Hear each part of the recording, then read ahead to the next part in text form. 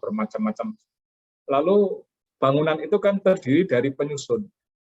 Seperti juga kalau kita kalian semua naik motor, naik mobil gitu ya. Itu kan mobil itu kan menjalankan fungsinya kan karena disusun oleh banyak hal.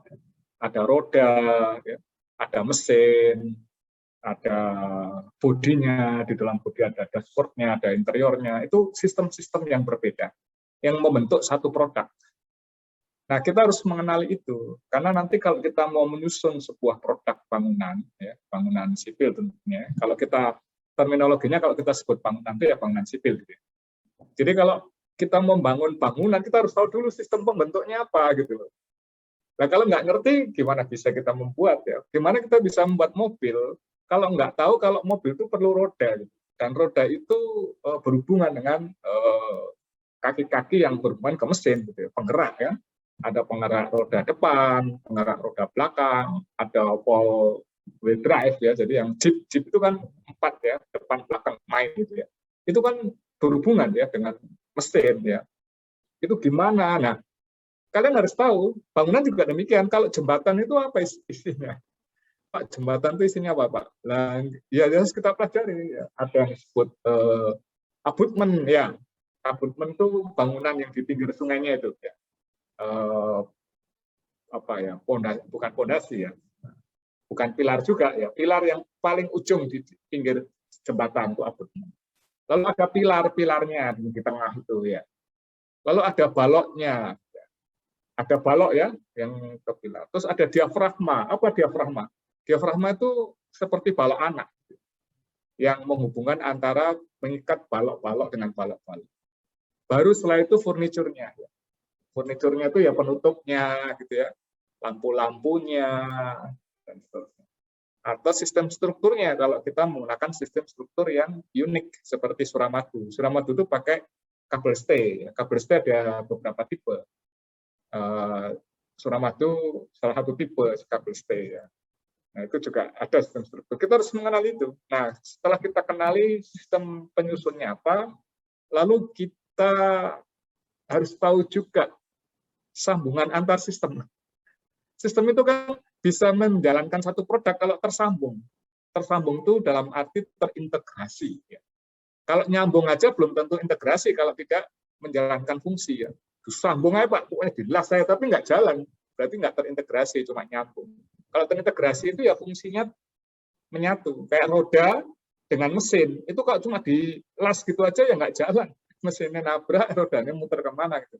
Nah, kalau terintegrasi sistemnya itu makanya ya setirnya dibelok ke kiri dia kanan, kalau giginya ditaruh kecepatan tinggi taruh 4 ya lancar kan gitu ya.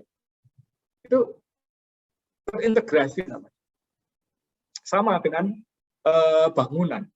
Bangunan itu sangat rumit ya, lebih rumit daripada mekanikal ya, daripada mobil ya. Komputer itu juga integrasi sistemnya luar biasa ya. Kalian tahu komputer, pernah bongkar komputer itu? Rumit itu ya. Jadi selain sistem komputasinya, juga ada sistem energinya. Kan? Di komputer kan ada sistem energinya.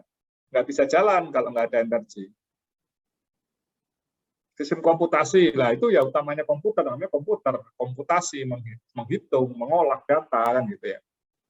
Lalu sistem penampilannya, layarnya. Sekarang kan layarnya luar biasa ya, macam-macamnya.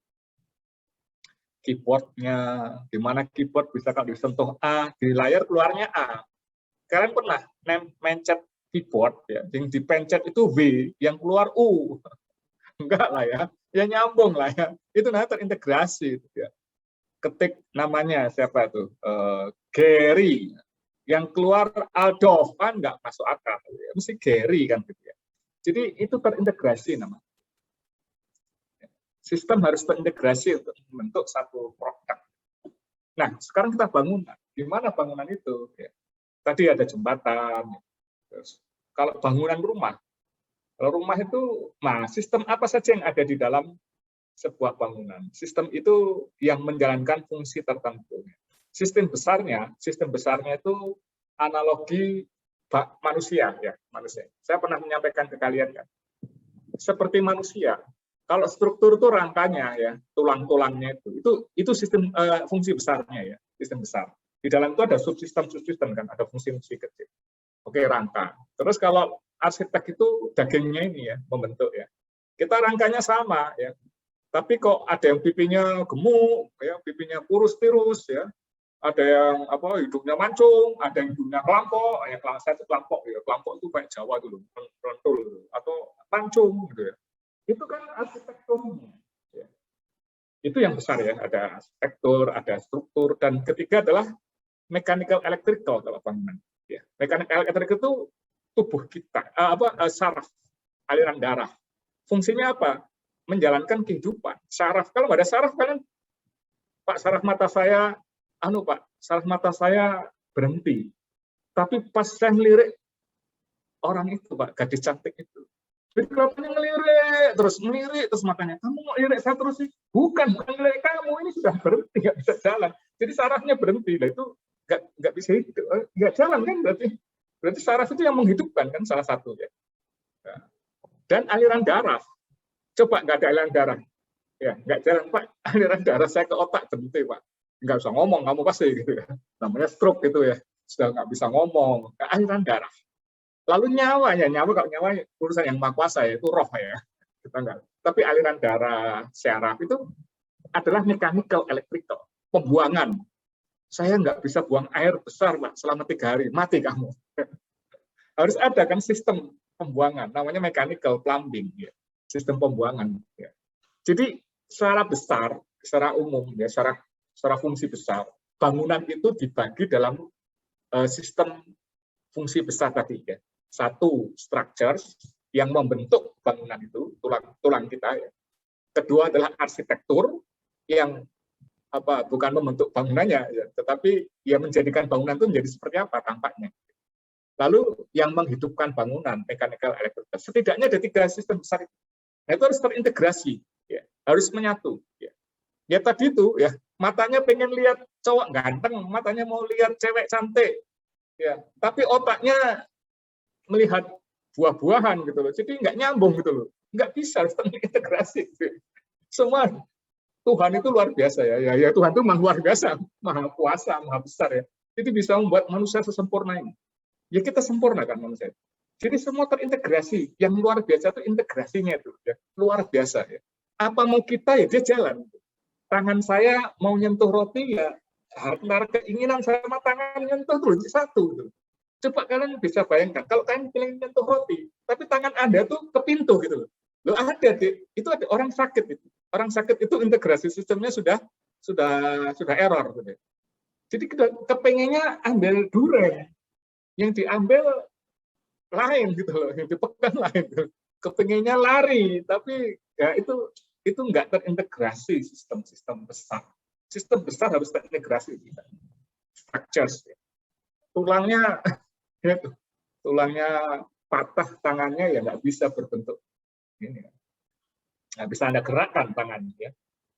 Lengan Anda patah gitu, nggak bisa digerakkan, nggak bisa gini-gini ya, nggak bisa joget-joget, tiktokan, nggak bisa tiktokan, nggak ada tulang, kayak hantu lah, kayak apa yang nggak ada tulang tuh hantu apa?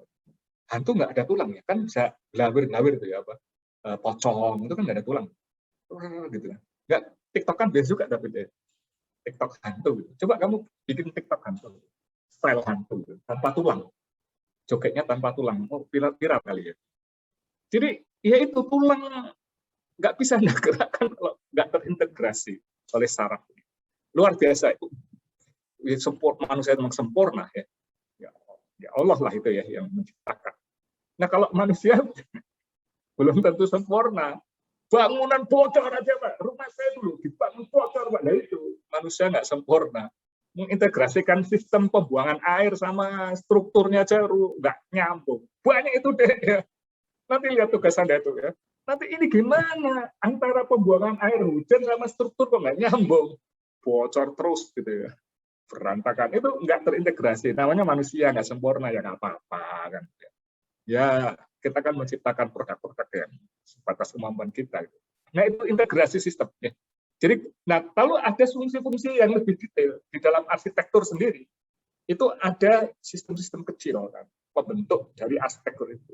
Seperti dinding, ya, dindingnya, ya, dinding kulitnya lah gitu, ya.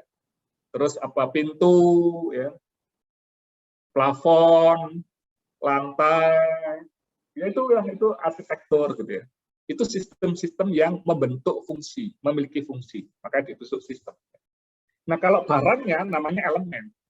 Kalau produknya namanya elemen, kalau fungsinya namanya sistem. Ya. Kalau produknya itu lantainya itu namanya elemen lantai gitu ya.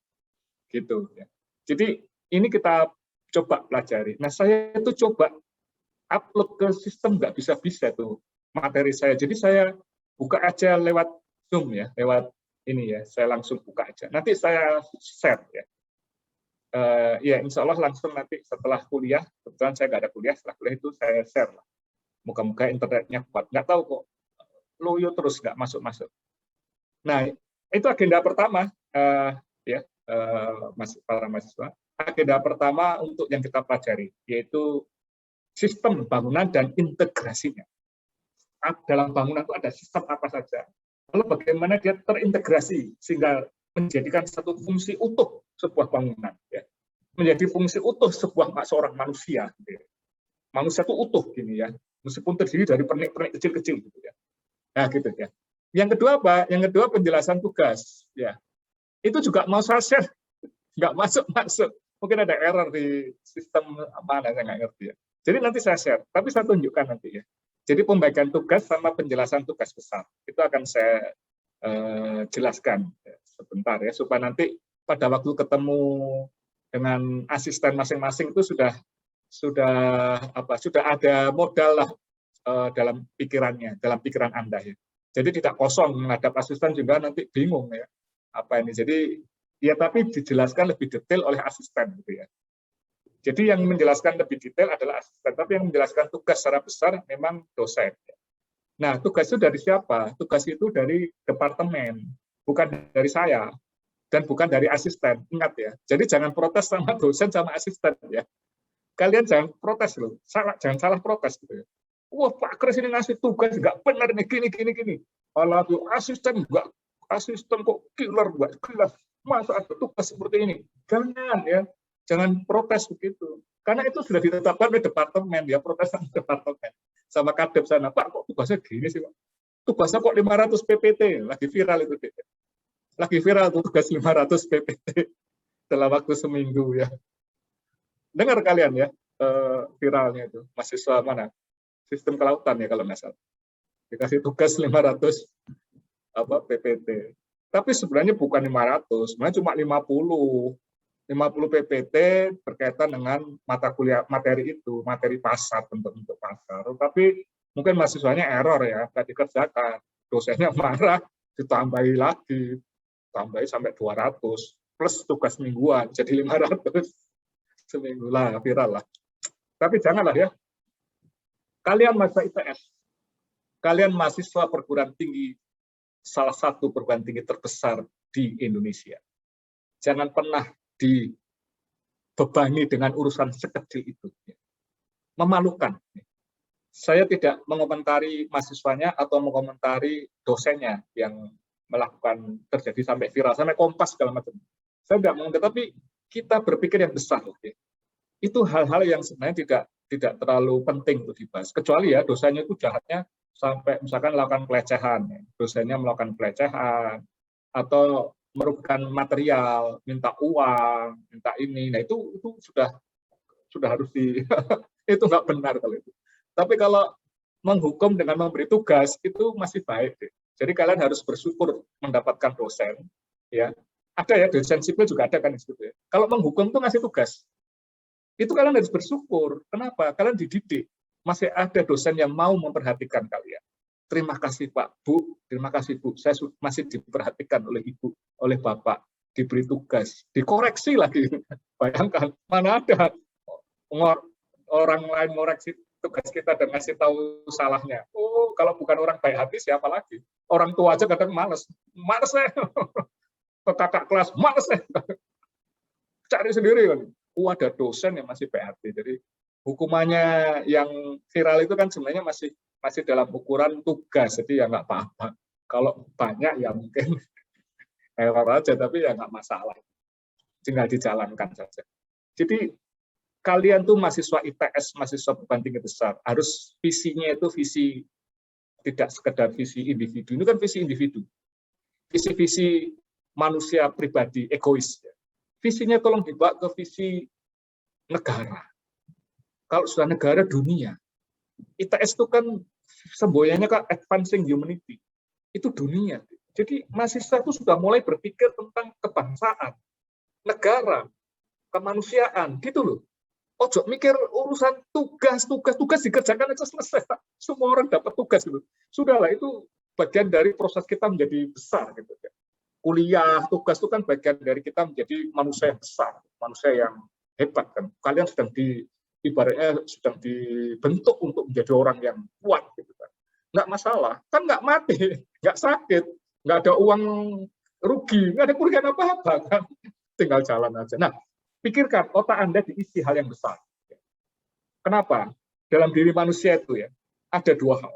Yang satu jahat, yang satu baik. Itu sudah sunatullah. Ya. Kalau dalam bahasa orang Rusia, itu di dalam diri manusia itu ada beruang jahat, beruang hitam, dan beruang putih dalam diri manusia. Lalu yang mana yang muncul dalam diri kita? Artinya apa? Orang jahat itu yang muncul adalah beruang jahatnya hitam. Orang baik itu yang muncul beruang. Tapi setiap orang jahat punya kebaikan. Itu sudah sunatullah. Ya. Allah nggak pernah akan memberikan, ya, menciptakan manusia buruk terus, nggak ada. Baik terus juga nggak ada. Baik terus malaikat. Buruk terus itu setan. Ya. Kita ini ada dua-dua. Nah, mana yang muncul? Yang diberi makan. Katanya begitu. Katanya orang Rusia. Yang diberi makan. Diberi makan itu masanya yang kita pelihara, yang kita munculkan terus. Jadi kalau kita berbuat baik, terus kita jadi yang keluar adalah beruang baik. Kita menjadi orang baik. Makanya visi itu harus dibentuk visi yang besar. Kalau kalian selalu memikirkan visi-visi kecil, urusan-urusan yang harusnya bisa kita selesaikan tanpa harus meributkan. Lah nanti dunia kita seperti itu, kita menjadi manusia kecil, manusia kerdil. Ya. Diketawain kita, ya. Teman-temanmu di ITB, di UI, UGM tuh ngetawain ITS pasti. Ngono ribut gitu lah. Kami ini lebih ngeri kalau dikasih tugas. Ngeri, ITB itu ngeri. Tugasnya nggak karu-karuan itu ya. Malah berpikir negara, bentuklah DPHN negara. Waduh, pusing keliling, 7 keliling. Kita nggak ada apa-apanya. Jadi bentuklah visi negara. Jadi ini masa depan negara kan di tangan kalian. Di negara manapun itu mahasiswa dan anak-anak usia Anda dan mahasiswa itu yang merubah kehidupan negara menjadi lebih baik. Semua negara, apapun, revolusi apapun dalam kebaikan, ya, revolusi kebaikan itu selalu dari anak-anak muda seperti kalian, mahasiswa. Tidak ada rakyat yang ngerti apa-apa. Mahasiswa yang pintar-pintar ini. Jadi tolong diisi, jangan terbawa oleh viral-viral seperti tadi ya. Moga-moga kalian nggak dengar ya. Kalau nggak dengar nggak usah dicari-cari, nggak usah pengalasan apa ya kata Pak Kris, kita cari yuk, jangan, nggak usah. Itu hal kecil gitu. Sudahlah, biarin aja. Ini saya ngomong juga untuk pembelajaran supaya kita jangan terbawa dengan pikiran-pikiran kecil seperti itu.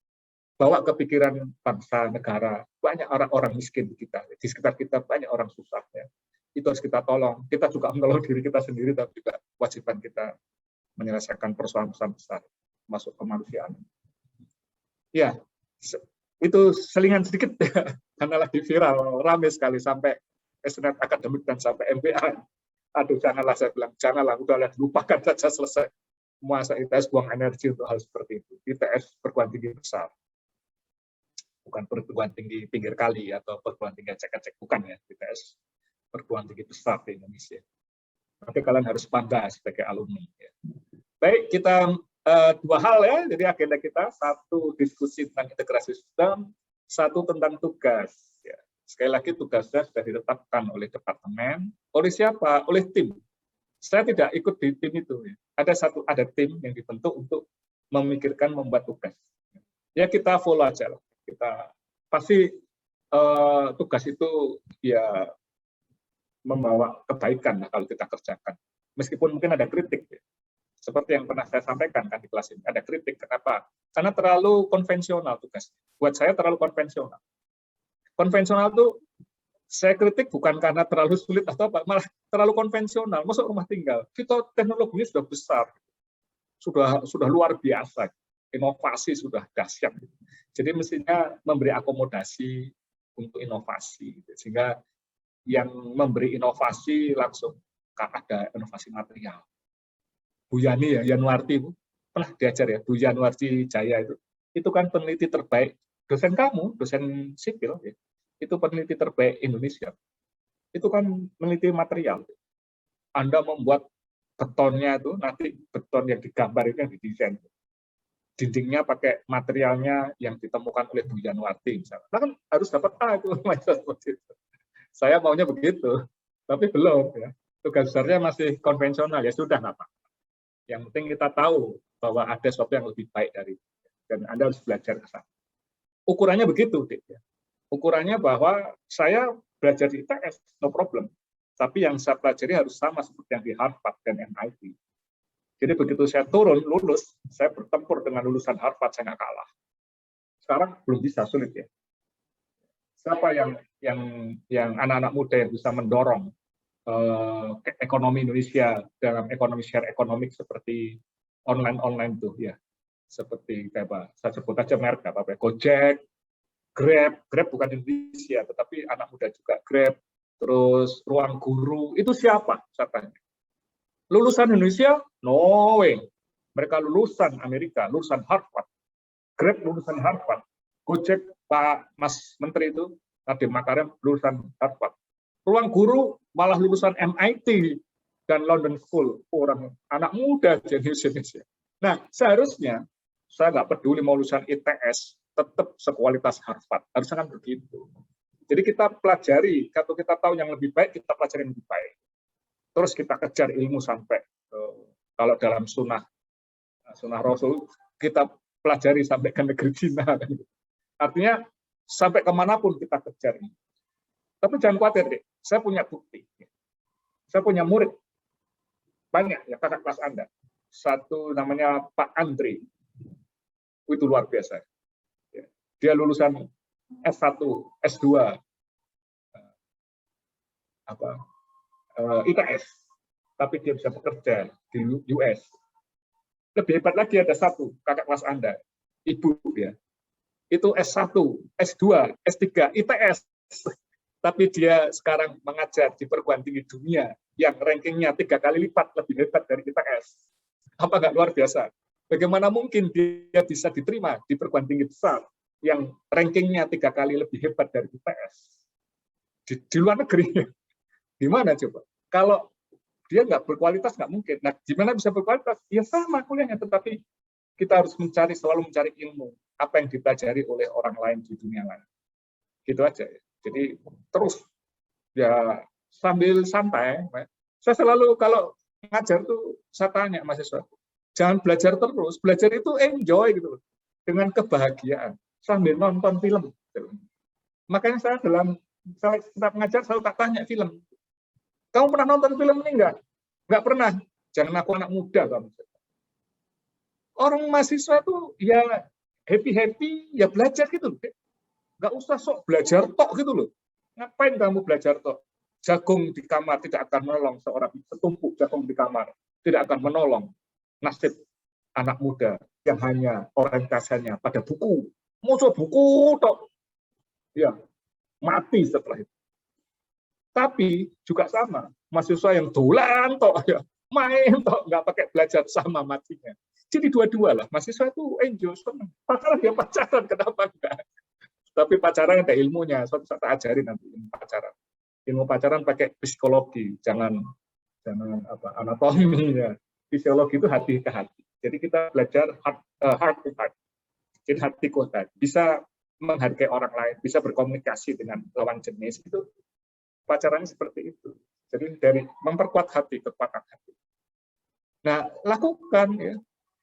Nonton film ya nonton. Saya masih tak bilang gini. Kamu kenapa kok bingung itu? Iya, saya nggak ngerti pelajaran ini. Kenapa? Saya nonton terus. Ya lumayan nonton terus, paling nggak nonton.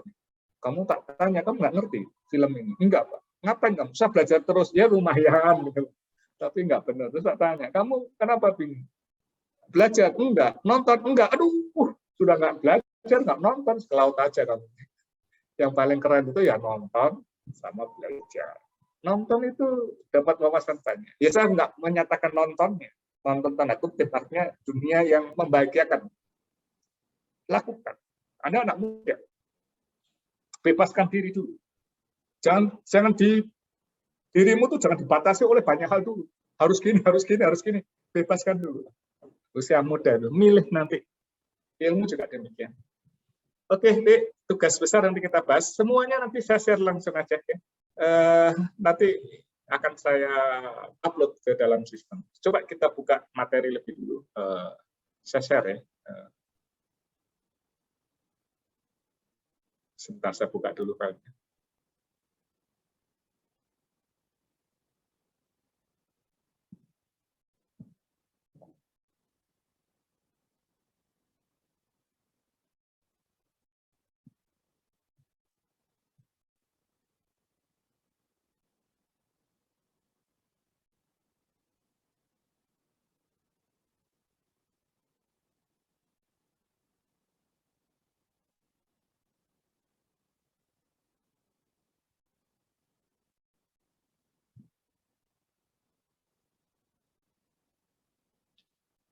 Ya.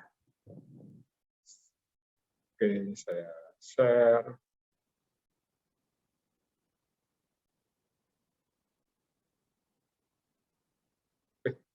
Oh, ini sih.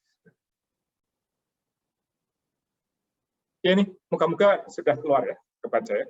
Modul desain dan integrasi sistem bangunan ya. Mata kuliahnya di atas menggambar bangunan sipil. Ada yang baru masuk kan?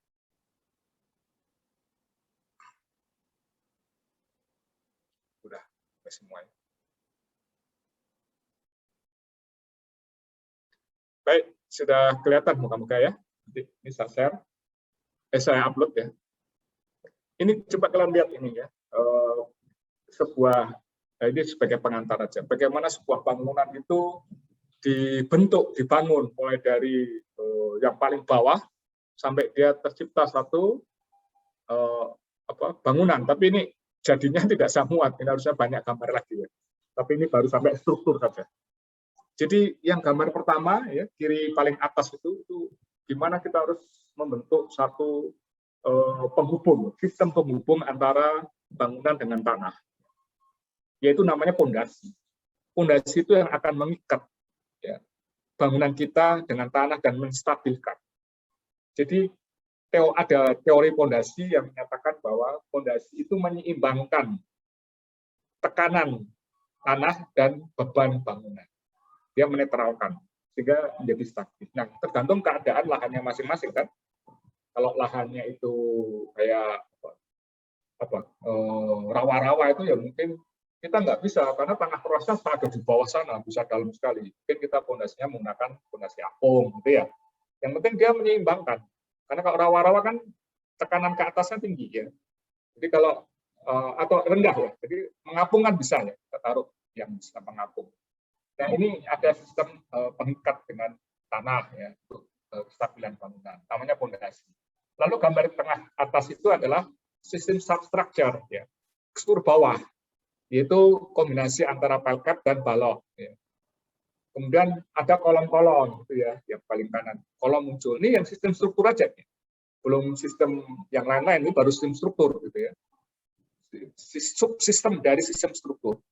Ada kolom, terus ada plat lantai itu yang baris kedua ya, dan seterusnya gitu ya.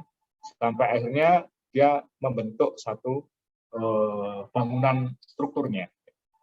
Nah nanti diisi dengan sistem baru. Nah sepanjang mengisi struktur, sistemnya juga bisa masuk. Artinya kita tidak bisa membangun bangunan selesai dulu strukturnya, baru mekanikanya masuk, tidak bisa. Karena itu ada satu kesatuan. Contohnya misalkan Anda membuat STP, Sewage Treatment Plant, atau pengolah air, ya, air kotor.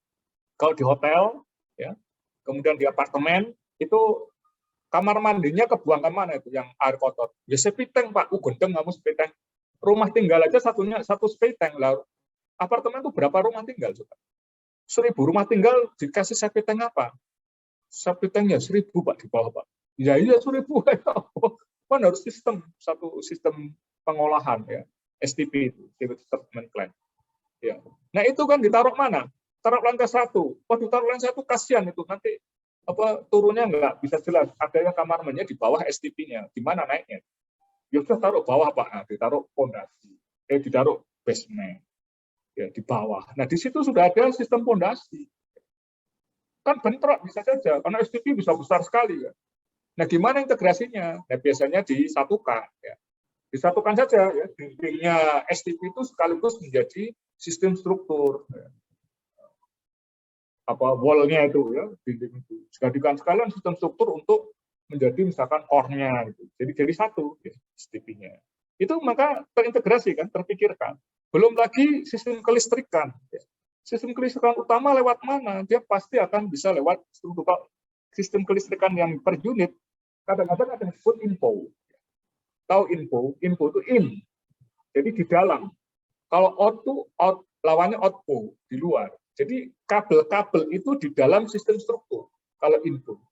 Nah coba gimana caranya? Kalau gambarnya kan sudah ada. Waktu kalian gambar balok, di dalam gambar balok sudah harus ada tempat untuk kabel listriknya itu. Itu kalau info. Banyak yang sistem info. Biasanya ditaruh slab paling biasa ya. Untuk lampu dulu. Kalau kalian masuk ke bangunan, ada lampu langsung slab gitu. Itu kan pasti kabel info ikut dicor. Ya. Nah, itu kan kamu cor dulu kan. Waduh Pak, sudah kabel saya cor Pak. Kabelnya taruh mana? Ya, jadi outflow kalau gitu. Padahal saya kepengen tidak ada kabel di plafon saya. Bangunan saya restoran modern. Saya nggak pakai plafon. Tapi karena nggak pakai plafon, saya nggak pengen kelihatan kabelnya. Jadi semuanya nggak kelihatan. Kalau kelihatan ya lampu langsung. Nah, sekarang Pak, kabelnya jadi kelihatan. Kamu saya pecat sebagai konsultan saya dan kontraktor saya. Kok bisa? Info kok dicor dulu. Nah, kayak gitu-gitu ya. Itu namanya integrasinya kurang bagus. Nah, kalau integrasinya bagus kan harusnya tergambarkan dulu semuanya. Jadi inspeksi waktu sebelum ngecor itu harus sudah dilihat, ada infonya, ada titik-titik lampunya, sudah kelihatan. Itu banyak ya sistem electrical mechanical yang memang harus menyatu dengan struktur. Nah, kalau arsitektur mungkin masih bisa ini ya, kadang-kadang mengalah, tapi ya kalau mengalah nggak ada, karena katanya arsitektur. Tidak ada arsitektur mengalah kepada struktur. Kok bisa? Coba. Tulangmu tuh jelek tahu, tulangmu tuh tulang gede. Tapi kami haluskan oleh arsitektur sehingga kamu tetap cantik, jelita, ganteng. Nah gitu kan, arsitektur bilang gitu. Siapa yang bisa membuat kamu ganteng? Padahal tulangmu, kalau nggak ada dagingnya, kamu tuh nggak ada yang mau lihat kamu. Gerumpung, kamu nggak ada apa-apanya. Tulangmu jelek. Tapi kami sempurnakan menjadi cantik, ganteng. Itu kan kata arsitek. Artinya apa? Ya kami arsitek nggak boleh ngalah. Kalau kami arsitek ngalah nanti kamu jadi kayak wajahmu kayak apa? Jelek kamu. Kalau mengutamakan tulang belulangnya. Gitu. Betul. Jadi akhirnya apa? Struktur harus hati-hati. Ya. Tidak boleh sembarangan. Interior, lebih ganas lagi interior. Saya cerita pengalaman, nggak apa-apa ya. Ketika saya membuat Hotel Shangri-La ya, beberapa puluh tahun yang lalu. Saya masih belum lulus ya. Seperti Anda itu. Nah, saya ceritakan. Saya sudah kepala bagian waktu itu. Atasan saya langsung tuh ini kita membuat ini salahnya saya termasuk ya karena kami yang mendevelop kan. Nah, karena bukan dibilang salah juga enggak juga karena perubahan rencana. Pada saat sudah jalan gitu ya, sudah terjadi dicor nih ya. Platnya sudah dicor. Nah, kita pengen bikin restoran pizza. Tahu pizza ya?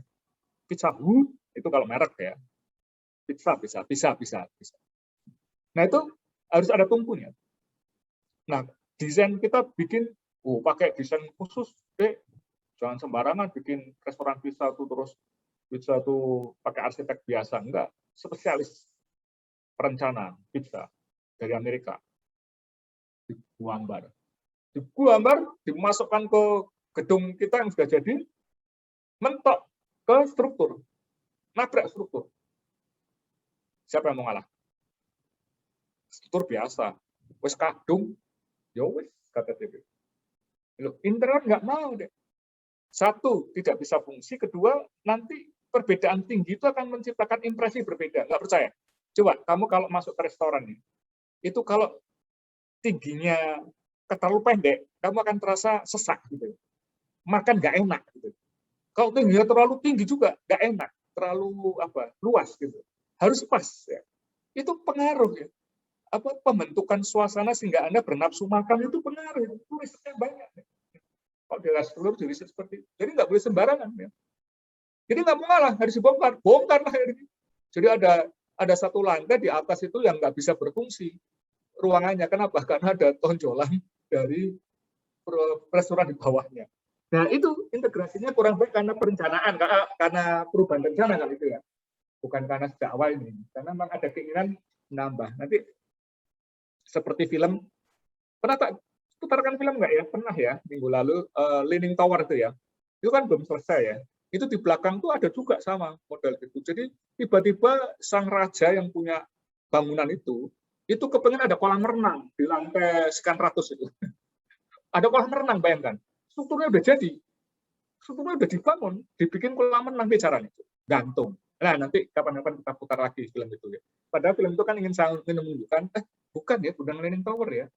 Leaning Tower atau stadion? Leaning Tower atau stadion ya. Saya agak lupa. Leaning Tower kayaknya ya, bangunan miring. Itu kan saya ingin menunjukkan bagaimana gambar itu berperan di dalam construction kan. Makanya kita kalau gambar harus hati-hati kan. Motivasinya kan waktu itu ya. Supaya kalian tahu bahwa semuanya berasal dari drawing dari desain, drawing dipakai untuk construction. Sekali drawingnya salah, konstruksinya salah. Nah itu menarik itu, ada tambahan kolam renang. Nanti kapan-kapan kita putar lebih lanjut. Tapi kalian juga bisa lihat di aplikasi video itu banyak juga. Itu masih ada kok sampai sekarang. Film. Tapi kalau itu film yang saya putar, film saya sendiri. Tapi di aplikasi itu ada beberapa yang tidak sama, tapi menceritakan tentang bagaimana klien itu memiliki keinginan tambahan membuat bingung ya, desainer dan kontraktor gitu. Oke, ini slide pertama kira-kira menggambarkan. Nah, lalu kalian lihat itu ya, integrasinya itu bisa dilihat seperti ini ya. Seperti kalau di dalam pengelolaan itu seperti ini, diagram seperti ini. Anda lihat ini piling. Apa itu piling? Tiang pancak. Coba kalian lihat di kolom paling kiri itu ada pelaku, ada arsitek, ada mechanical electrical, ada structures, ada land surveyor, ada construction manager, ada QS, ada auditing, ada contractor atau supplier gitu. Nah, itu coba lihat di dalam piling itu, pengerjaan piling itu sudah harus terpikirkan semua sistem kan, supaya nanti drawingnya itu sudah sebelum dikonstruk itu sudah terintegrasi seluruh sistem. Kalian lihat di baris paling bawah ya, saya orang-orang aja.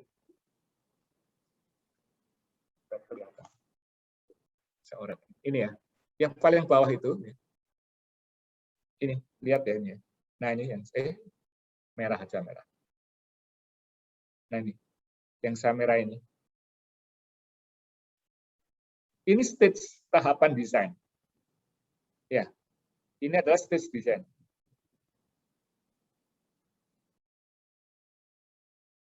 Tentu saja drawing, ada desainnya yang digambar.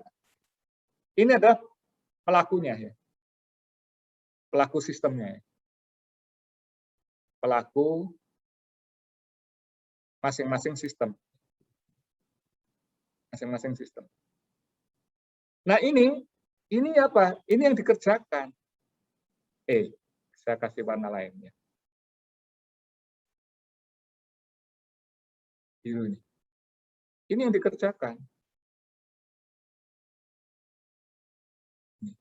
Yang dikerjakan oleh masing-masing dan hubungannya input-output. Jadi arsitek itu melakukan apa di tahap desain ini, ya, skematik desain, misalkan, sehingga outputnya nanti digunakan oleh structures untuk melakukan apa pada tahap misalkan detail design atau detail drawing. Sampai akhirnya ini adalah construction drawing di sini paling akhir. Sehingga yang paling akhir ini drawingnya itu sudah terintegrasi dengan seluruh sistem itu. Begitu. Dan ini tidak mudah, makanya di proyek-proyek besar selalu ada design manager. Ya. Ada design manager desain maksudnya. Dia yang mengkoordinat itu. seluruh pelaku, ya seluruh sistem, tapi kan tiap-tiap sistem kan ada pelakunya di situ kan, ada orangnya itu, dikoordinasi supaya drawing terakhir itu sudah tidak ada yang kelewat gitu loh, ada tertinggal. Nanti tiba-tiba ini listriknya di mana nih, ketinggalan, wah nggak ada begitu, bobok, kan terjadi begitu. Ini pasti jelek ini, tim desainnya pasti jelek, sudah jadi dibobok-bobok. Lah kok bisa dibobok-bobok gitu loh. Ya kalau order belakangan nggak apa-apa kayak tadi ya, kolam renang itu is oke ya, karena memang kliennya yang minta mau apa, yang punya uang gitu. Tapi kalau sudah tidak, hanya karena sudah ada rencana tetapi nggak tergambar, substructure nih, ya sudah tahu ya, setelah tiling kan substructure ya. Coba aja dibesarin dibaca kok ya. Sampai manhole nih, manhole detail itu ya, ini ya manhole detail itu sudah harus terpikirkan, lift pit ya. Coba ini saya tunjukkan ya, structures dan mechanical.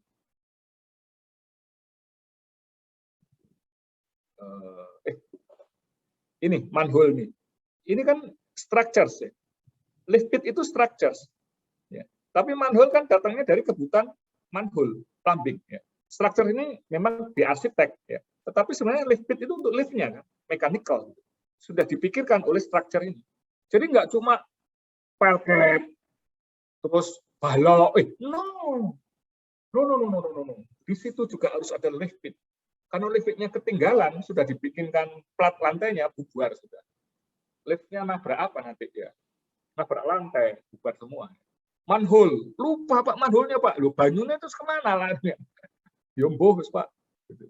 Nggak boleh dong, nggak boleh begitu. Harus dipikirkan. Jadi struktur itu harus juga, dia menerima order kan, dari seluruh fungsi sistem yang lain. Lift pit, manhole, nah itu harus di checklist kan, nggak boleh ketinggalan. Macam-macam. Oke ya, itu contoh aja. Kalau nanti kalian dapat filenya kok ya, bisa dibaca nanti ya. Seperti ini. Oke ya.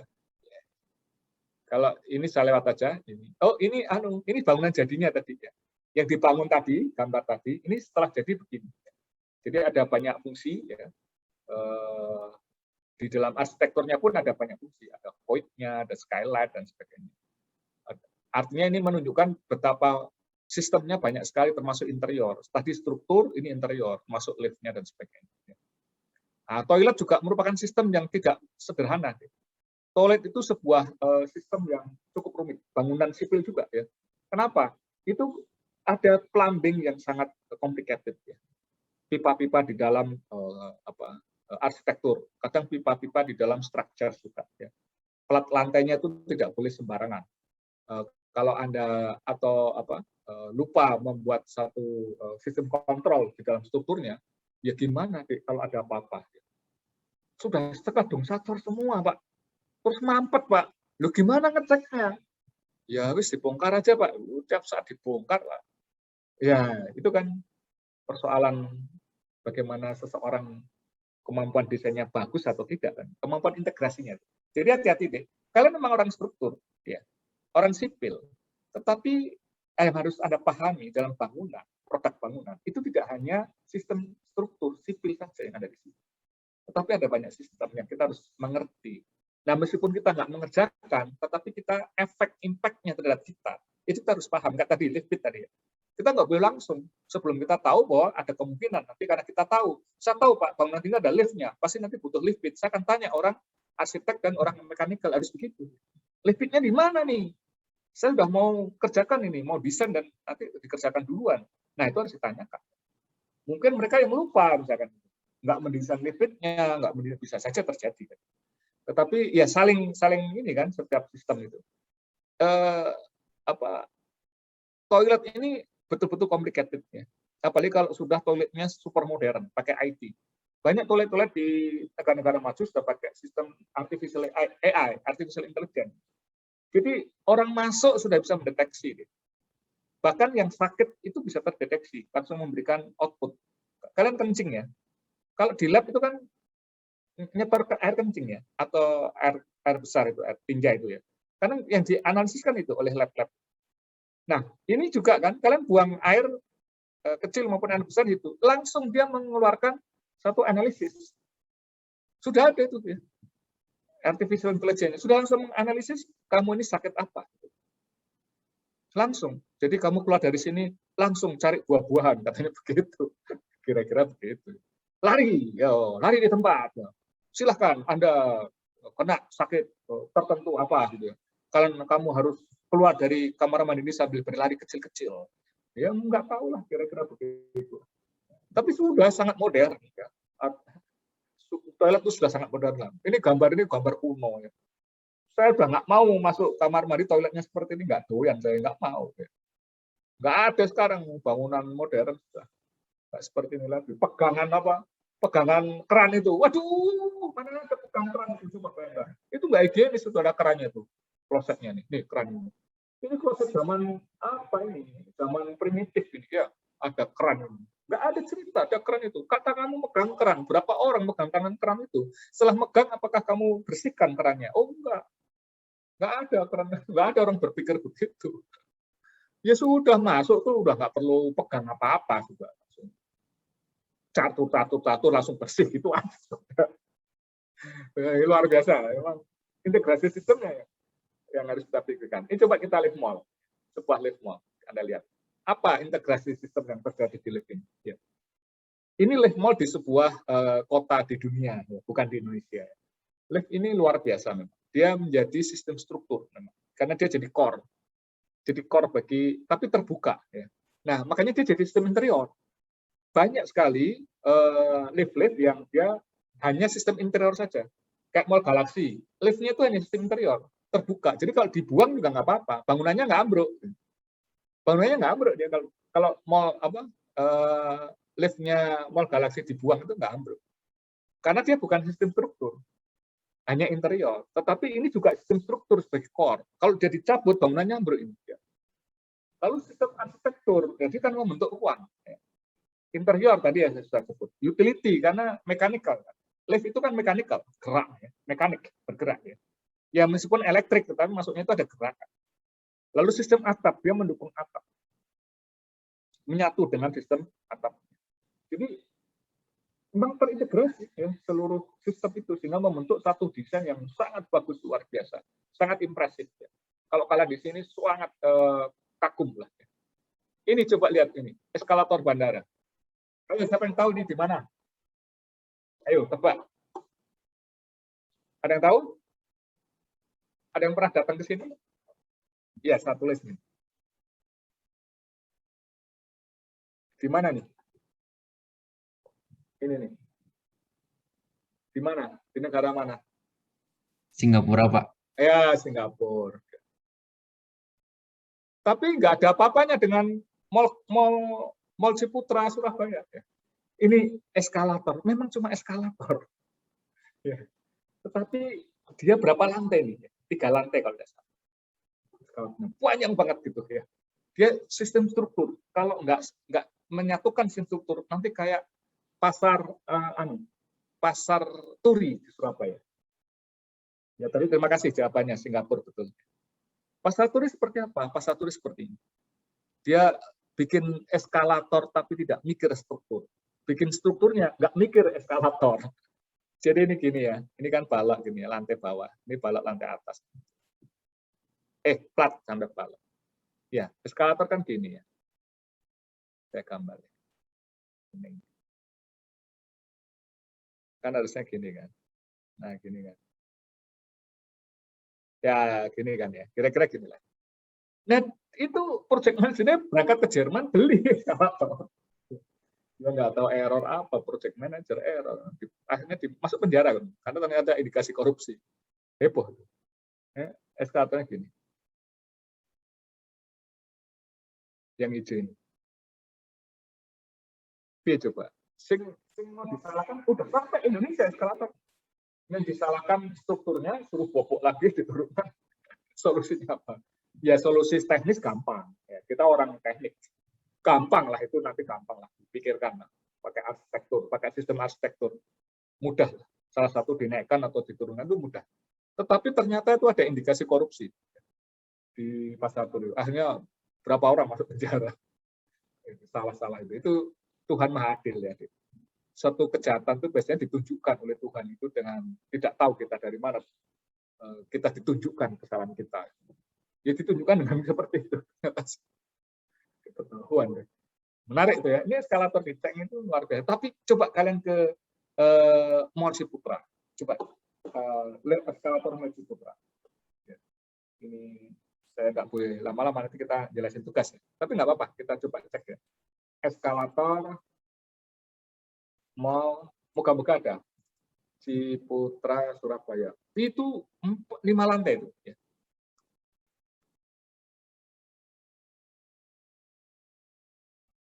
Moga-moga ada. Oh, nggak kelihatan.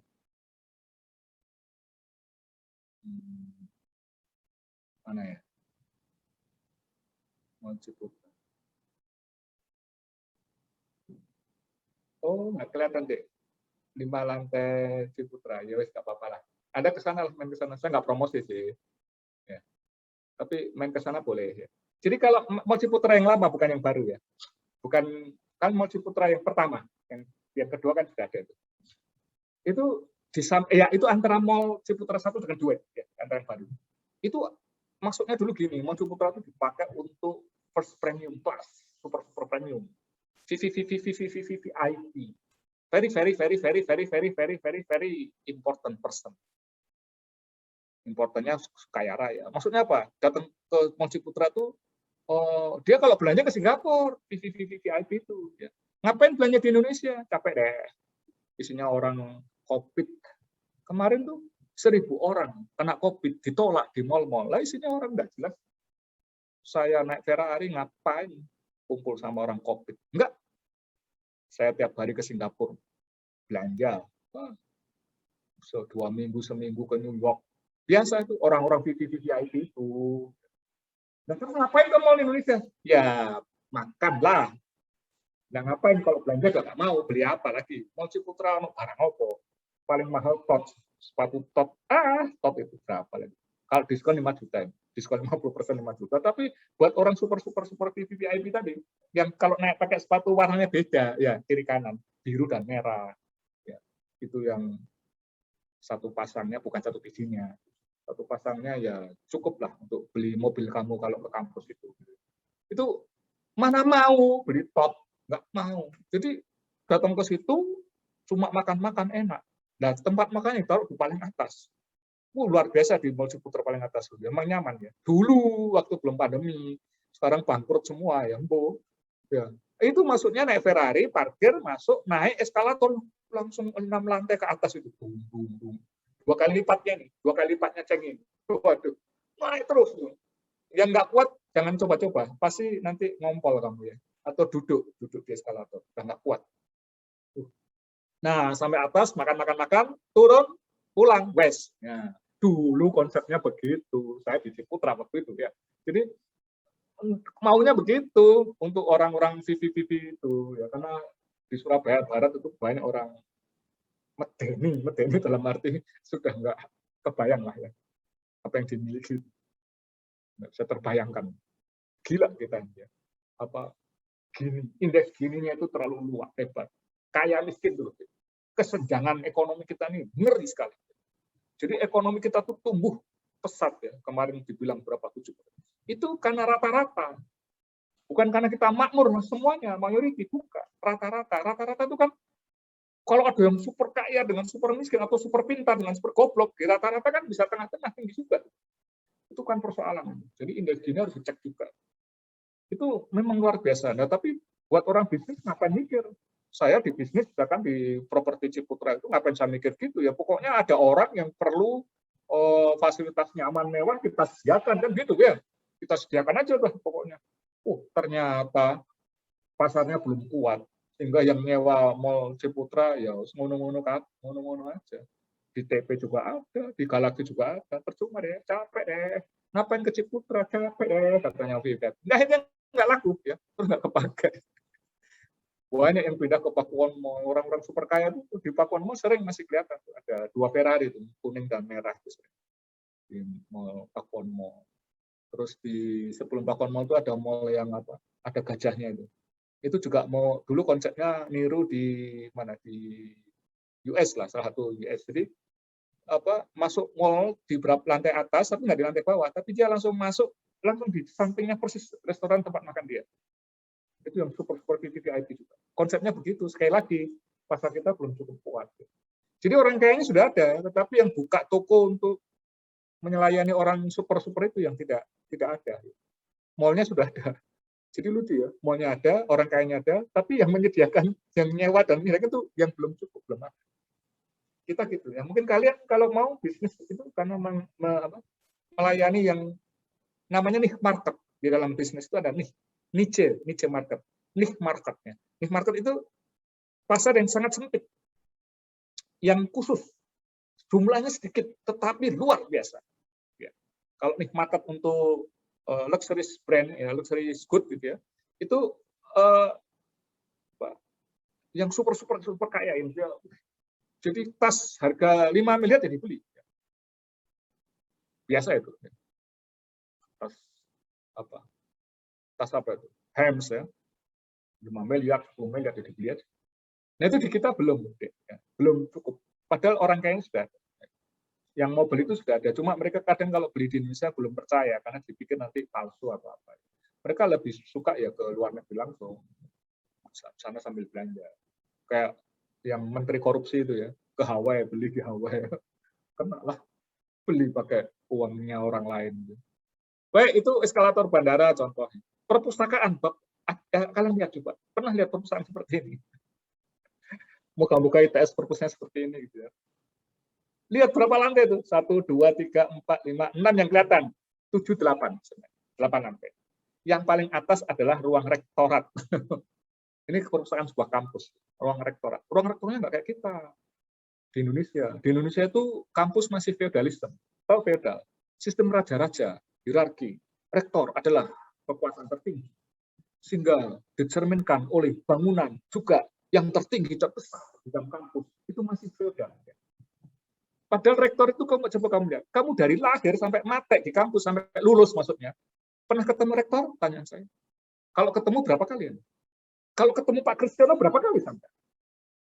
Nah kan, artinya apa? Dalam kehidupan akademikan kita, rektor itu hanya manajemen saja. Ya. Lalu kenapa ruangannya sampai gedung paling hebat? Kenapa bukan ruangannya dosen yang mewah sehingga kalau ketemu mahasiswa stance itu kayak di taman, kan asik ya? Kita itu kalau diskusi gitu ya sama mahasiswa itu bersepuluh, berlima, sambil di kiri kanannya kolam koi, terus di belakang mejanya dosen itu buku-buku yang lengkap, jadi sambil ngomong buka buku, diskusinya kuat, kita setel real time apa yang terjadi dengan teman-teman kamu di Harvard ya, sambil lihat koi, itu luar biasa kan itu ya, tapi tidak kita ya pakai untuk yang gitu, yang feodalisme itu, kita masih begitu ya. Sehingga kadang lihat ke kampus-kampus yang bodoh itu rektoratnya. Saya juga pusing kenapa kok bisa itu. Padahal rektorat itu CEO aja kan, manajemen. Jadi ya nanti sama seperti kayak saya agak intermezzo sedikit ya. Air Asia tahu ya, pesawat Air Asia. Itu yang punya CEO-nya namanya Tony Fernandes, Datuk Seri, Tan Sri sekarang. Datuk Seri itu dia kenapa dia bisa percaya, bisa selamat maskapai itu? Karena dia menghilangkan biaya-biaya seperti itu.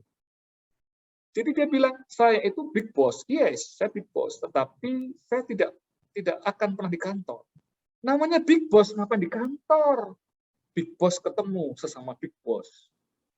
Di mana? Di Kutub.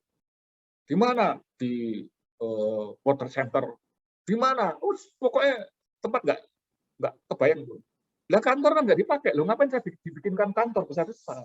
Untuk apa? Jadi kasih saya saja satu meja kursi lengkap di tempatnya kalian semua berdiri. Jadi kantor Tony Fernandes itu ya cuma ada satu meja kursi di antara kawan-kawan yang banyak itu. Tapi selalu kosong karena nggak pernah di kantor kan. Ya kan jadi nggak perlu buang-buang uang gitu.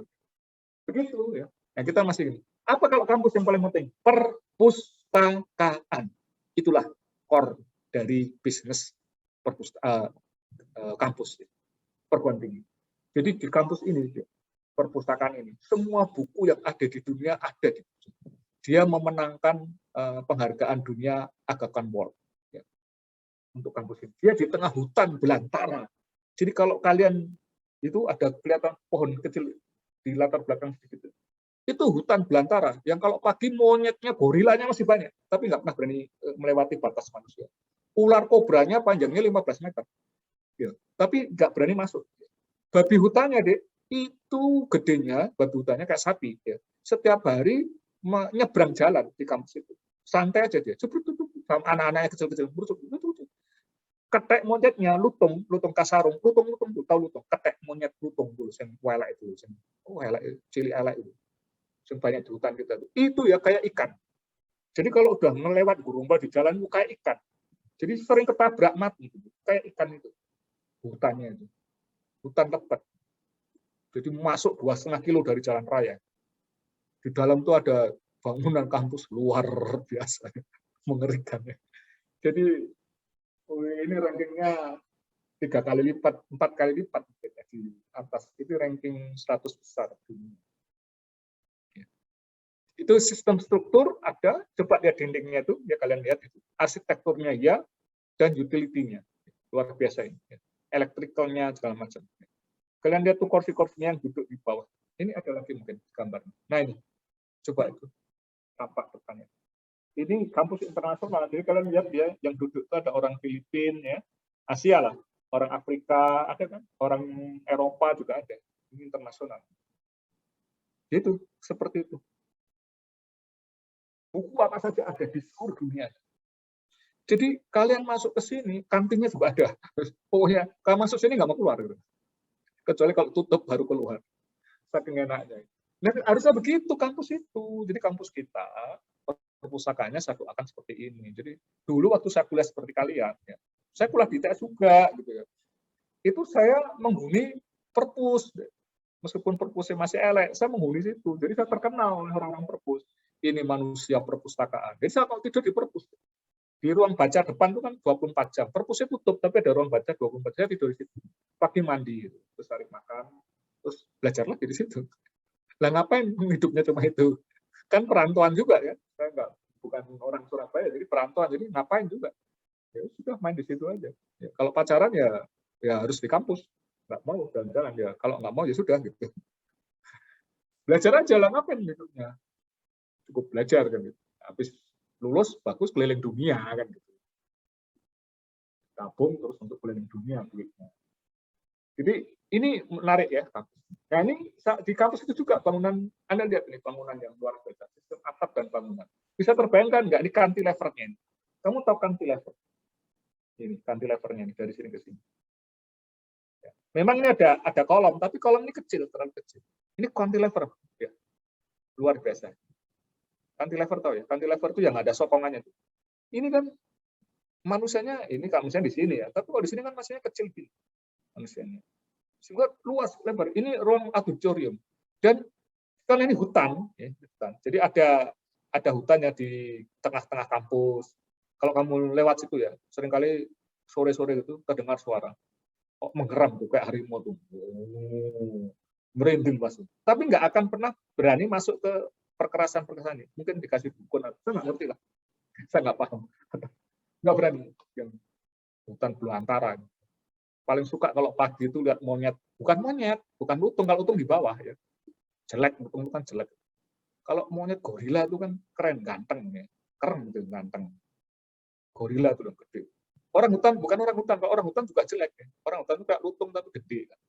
Bulunya banyak kan orang hutan. Wajahnya nggak asik gitu. Tapi kalau orang hutan itu yang keren. Itu belantungan juga. Ini diatapi semua nih. Jadi kalian nggak akan pernah kehujanan di dalam kampus ini. Nggak perlu payung deh. Nggak ono payung lantai. Jual payung nggak akan laku di situ. Terus kalau capek pakai sepatu roda, boleh. Atau mobil golf. Karena lantainya datar, meskipun di pegunungan, tapi di dalam kampus dibuat datar, sehingga nanti hutannya yang lembah-lembah. Tapi sistem bangunannya itu dahsyat ya. Ini gimana sistem pembuangan air dan sebagainya macam. Menarik ya. Ada lagi nih yang di luar negeri ini. Taipei 101. Ini sistem struktur dan arsitekturnya terpaksa berkongsi dengan sistem properti, bisnis properti. Anda lihat ini. Ya. waduh sudah mau, saya harus paling nggak 20 menit ini ngomong tugas nanti ya, 10 menit lagi lah kita diskusi. Ini saya gedein lagi ya. Apa ini? Ini mau nggak mau ya, integrasi sistem ada yang mengalah, optimasi. Jadi ya, ini ada berapa lantai nih? Kita lihat sampai berapa nih? 1, 2, 3, 4, 5, 6, 7, 8, 9, 9 lantaian ya. Sampai sini ya, 9 lantai. Ini hilang, terbuang. Karena kompromi antara sistem struktur, arsitektur, dan interior, serta bisnis properti. Bangunan itu harus ada sistem bisnis properti, karena yang bangunan itu bisa hidup terus nanti. Salah satunya selain bangunan itu dari mechanical engineer, saraf, dan tapi juga duit di kantong nih. Pak, saya tuh ya sehat Pak, ya badan saya bagus, saya cantik, saya ganteng, saraf saya normal, ailan darah normal Pak, saya sehat Pak, latihan Pak, kuat. Tapi kenapa Dik? Tapi nggak ada duit di kantong Pak. Ya sudah, mati aja. Sama juga bohong. Harus ada duit di kantong. Ya, kalau nggak ngapain lo? Ya, tapi kan duit bukan segalanya Pak. Betul, duit bukan segalanya. Tapi kamu nggak bisa beli apa-apa tanpa duit. Ya betul, sama-sama. Jangan pernah memuja uang. Setuju. Tetapi tanpa uang kita nggak bisa ngapa-ngapain, Dek. Ya, coba pengen ngajak nonton yang tersayang, yang apa? Nonton yuk, ayo sampai di depan tiket. Kenapa? Dompet itu ketinggalan, macam-macam lah. Nggak enak ya. Jadi harus ada yang menghidupkan, dalam arti hidup sesungguhnya, bukan aliran darah itu, yaitu uang. Maka sistem properti dalam bangunan itu disebut sistem properti, bisnis properti. Dia yang menghidupkan bangunan. Semua bangunan, kalau nggak ada sistem bangunan, sepertinya mati dia nanti. Lampunya mati semua tuh nanti kalau malam, nggak hidup dia. Siapa yang mau menyalakan? Nyeklek lampu, saklar lampu tuh, ceklek itu duit deh. Duit tuh, ya. Jangan kau pikir ceklek, enak aja. Sekali ceklek itu ada aliran uang itu, gitu. Ya, nggak punya duit ya nggak bisa dinyalain gitu ya. Nah, itu apa, Dik? Coba lihat itu. Bangunan tinggi sekali, luar biasa ini. 101. Pernah kan lihat, coba di internet lah, cek lah. Luar biasa gede. Nah, sistem strukturnya itu ada 2 pilihan. Untuk memperkuat goncangan angin, mau nggak mau sistem strukturnya diperkuat dari bawah ke atas. Ini diperkuat dari sini ke sini. Atau pakai core.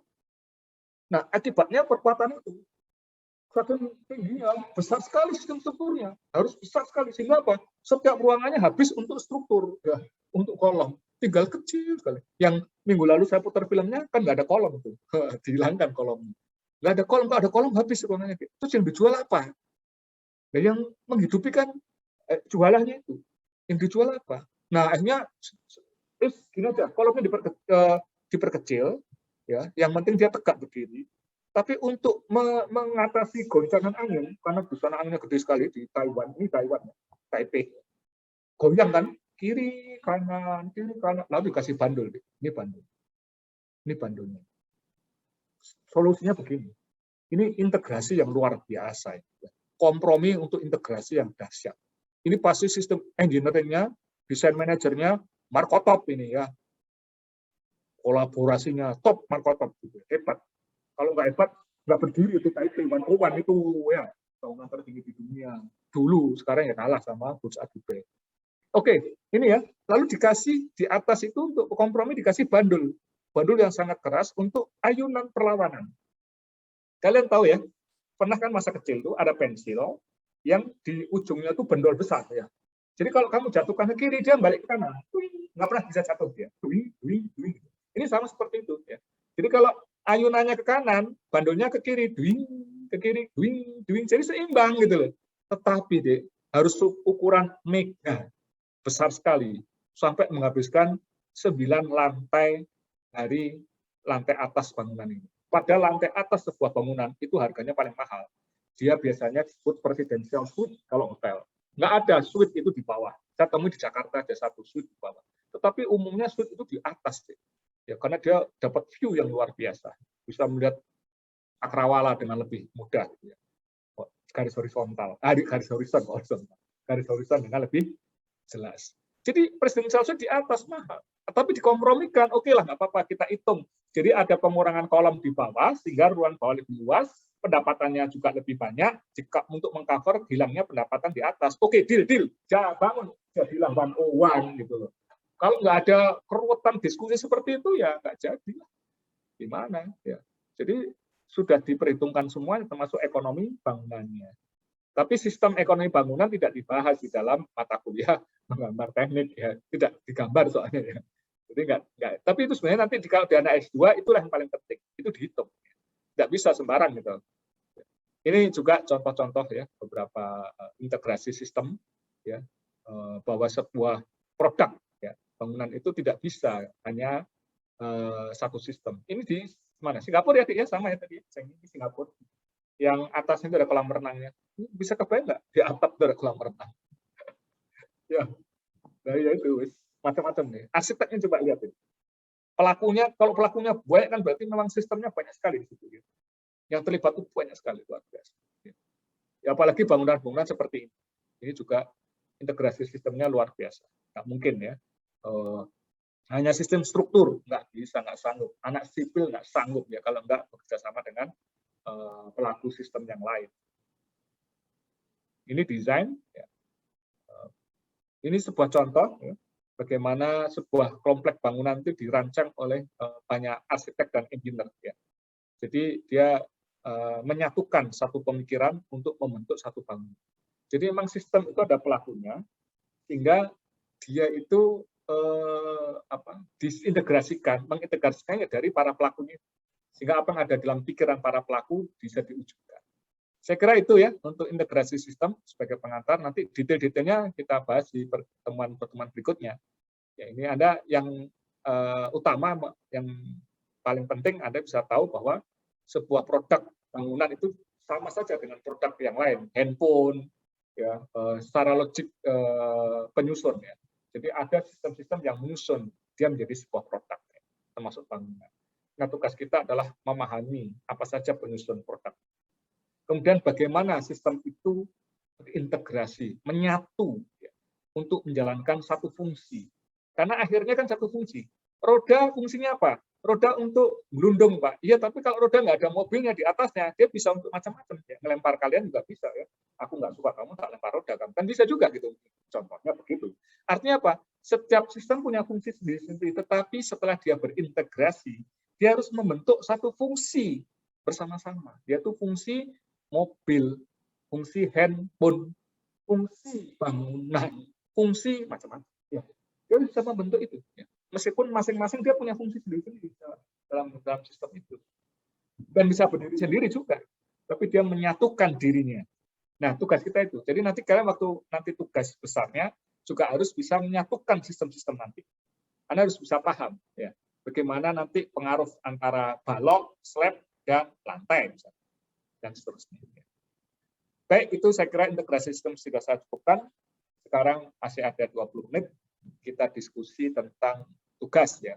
Saya akan tidak berpanjang lebar karena nanti didukung juga oleh asisten dan juga sepanjang kuliah. Sepanjang kuliah ini kalian boleh tanya ya ke saya. Karena asisten tidak mengajarkan. Jadi jangan salah satu.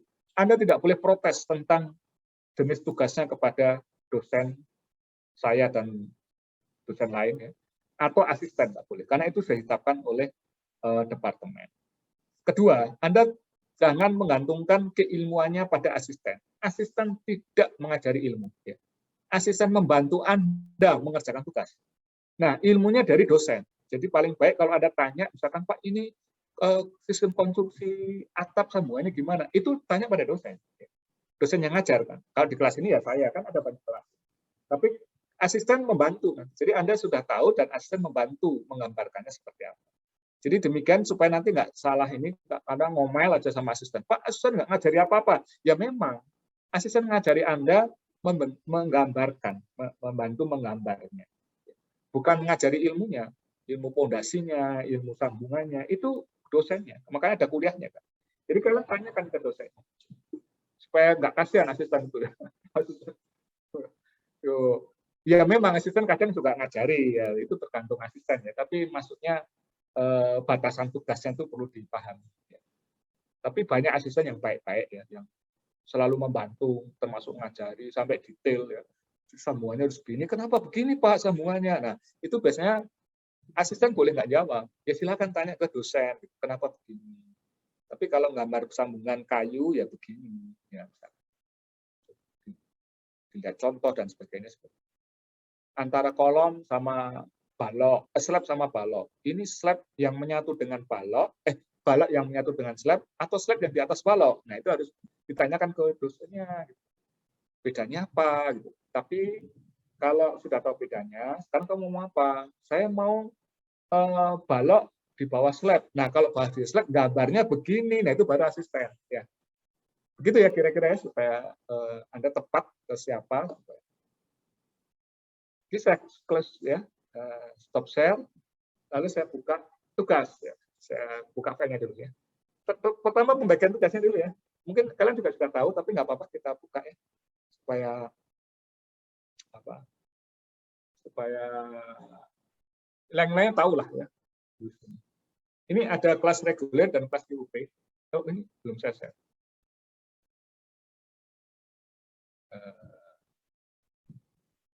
Mana Excel. Nah, ya kelihatan ya. Nah ini berarti kelas saya nih. Oh bukan, ini kelas semua nih sampai 100 140. Jadi ini saya lihat aja ya, pelan-pelan ya Anda Pak. Ya, kalau sudah punya ya bisa dibuka aja. Ada kelas IUP di sini nggak ada ya? IUP bahasa Inggris kan? Nanti dikirim ke luar negeri. Ke luar negerinya belum mau menerima ya, karena masih pandemi. Kalau kita kan sudah bebas ya. Di luar kan ada satu temuan aja langsung lockdown lagi gitu. Di New Zealand itu ketahuan satu itu langsung lockdown. Karena satu itu nanti menyebar. Kalau kita kan masih 5.000 loh ini, sudah bebas. Jadi kita belum bisa keluar negeri untuk yang formal. Kalau turis mungkin masih sudah bisa. Ini ya, ada Bu Novi ya. Ada berapa? 4 mahasiswa ini. Nggak tahu ada salah satu dari kalian nggak? Pak Asdam ya. Dan dari Sofi sampai Astridia, Pak Muhammad Bagus Ansori, Pak Ana Agung Murah Satya, nanti ngajar dengan saya setelah setengah semester kalau nggak salah Pak Farid, Rania, dan seterusnya. Kemudian Tri Handityo, Mas Randy ini Dr. Randy, Ella sampai Nabila. Ya. Terus Pak Mahendra, Muhammad Raka, Sinta, Indra, ya, 3 orang. 4 orang juga ya, sama Kois. Kois tuh tadi ada Kois Al-Haki itu. Kamu asistennya Mahendra, Kois. Panggil itu Kois tuh. Iya, Pak. Iya, oke. Kamu asistennya Pak Mahendra ya. Iya, Pak. Sudah saya ini, Pak. Oke, sama Sinta, Indra, Muhammad Raka. Kemudian Dea, Farid, Lukman, Hari itu sama Pak Bambang Istesa. Pak Bambang, saya kasih tahu. Kalian mungkin belum terlalu kenal. Bu Novi ini orang hidrologi, lab hidro ya, Bu Novi. Pak Asdam lab beton ya, sama Pak Probo. Pak Bagus Ansori sama Bu Novi lab hidro ya. Kemudian Pak Ana Agung Murah itu juga lab hidro. Ya. Pak Randy ini lab geoteknik. Ella, Alfisofa, Adinda, Nabila, lab geoteknik. Pak Mahendra itu tadi itu hidrologi sama Bu Novi tadi. Kemudian Dea Ayu, Farid, Lukman, Hari, Pak Bambang Pistesa itu beton. Beton struktur lah, samalah struktur dan beton. Itu satu ilmu, satu rumpun, tetapi dijadikan 2 lab. Sebenarnya satu keilmuan. Kemudian Nikmatul, Ila, Aji, itu Pak Harun, itu juga beton. Ya. Vita, Sri Kurnia, dia Pak Bintang, itu MK. Muhammad Riza, Dandi, Akbar, itu Bu Farida, MK. Rafli, Torik, Asril, itu Pak Data, itu struktur. Ya. Sama Putri Wulan, dan sebagainya. Kemudian Brian, Attalah, Karina, itu Pak Arif Rohman, itu MK, manajemen konstruksi. Ya. Datang ke lab MK itu. Lab ini ketua lab, jadi ketua lab itu selalu datang ke kampus. Ya. Tapi kalau Anda tidak di Surabaya, jangan ke kampus. Anda pakai online aja, dikontak aja. Rafif, Ragil, Rio itu Bu Yudi, itu geoteknik kayak Pak Randy tadi. Adrian, Erina, Nathanael, Pak Trijoko itu MK manajemen konstruksi. Made, Budiana, Zaki Raihan, Hafid itu Bu Yanwarti itu beton. Tara, Safira, Ananda, Pujo itu struktur. Naufal, Rabani, Dimas, Pak Cahya itu transportasi ya. Kemudian Azi, Akmal, Raliansa itu Pak Supani MK. Tunjungan Sari, Raihan, ada Raihan juga tadi ya. Muhammad Arasi itu Pak Agung transport ya. Bagi Ahyar, Sean itu Pak Catur transport. Anastasia, Irwanda, Made Arya, Pak Mustain itu geoteknik. Raihan lagi, banyak Raihan ya, Muhammad Raihan. Raihan, Mahendrata, Sabrina, Pak Tapio, beton. Stepan, Randy, Wildan Firdaus, Pak Budi Rajo, transport. Febrian, Ashar, Haidar Arif, Sevanya, ada Sevanya ya. Pak Putu Artama itu manajemen konstruksi. Sevanya ada di kelas ini enggak ya?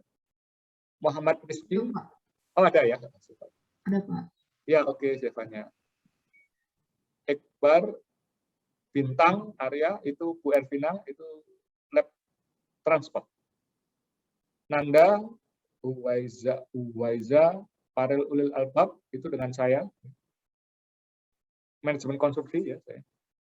Farhan, Adilah, Alim Mubarok itu Pak Faimun itu beton.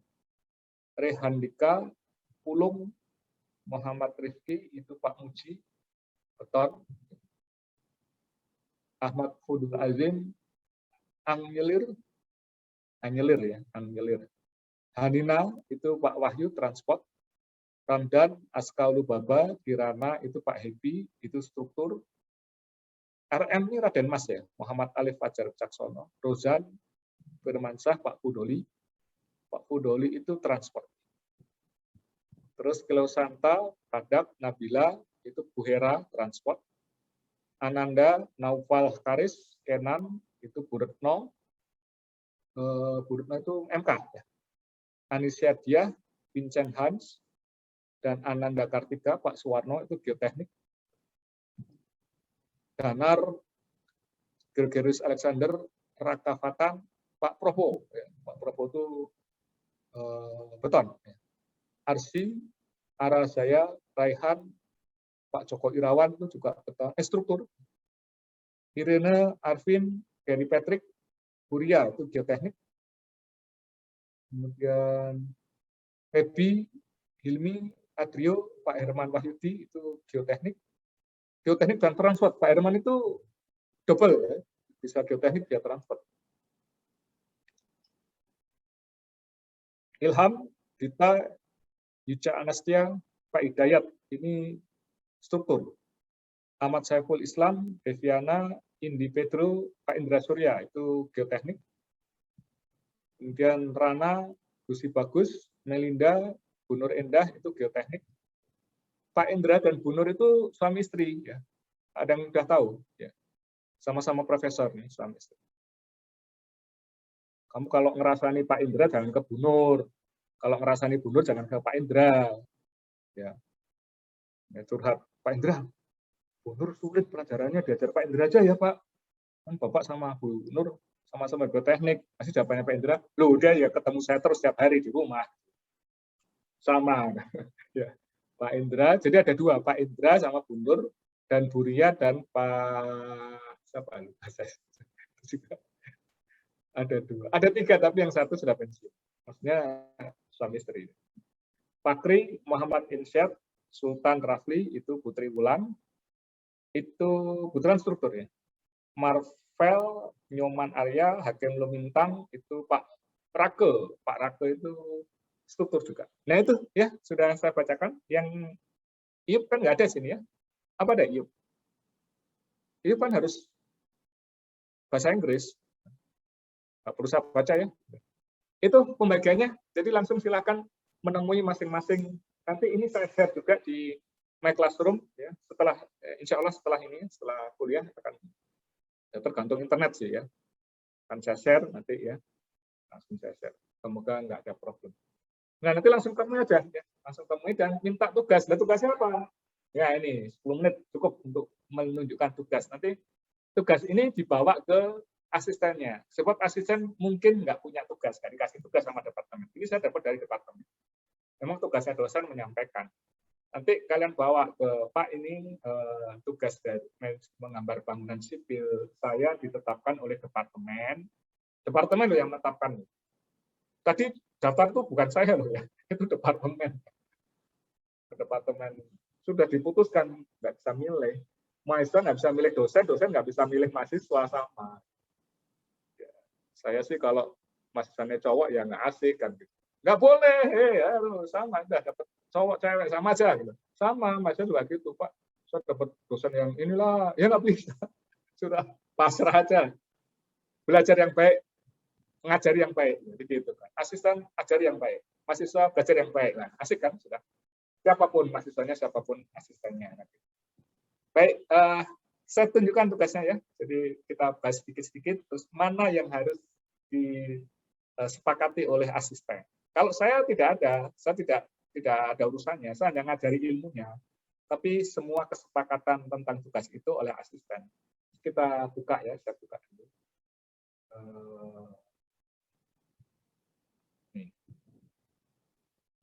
Saya share. Nah, ini nanti di-download aja ya dari My Classroom. Anda tulis namanya, NRP-nya. Jadi, ini harus pakai kertas ukuran putih A3, tapi bisa pakai AutoCAD.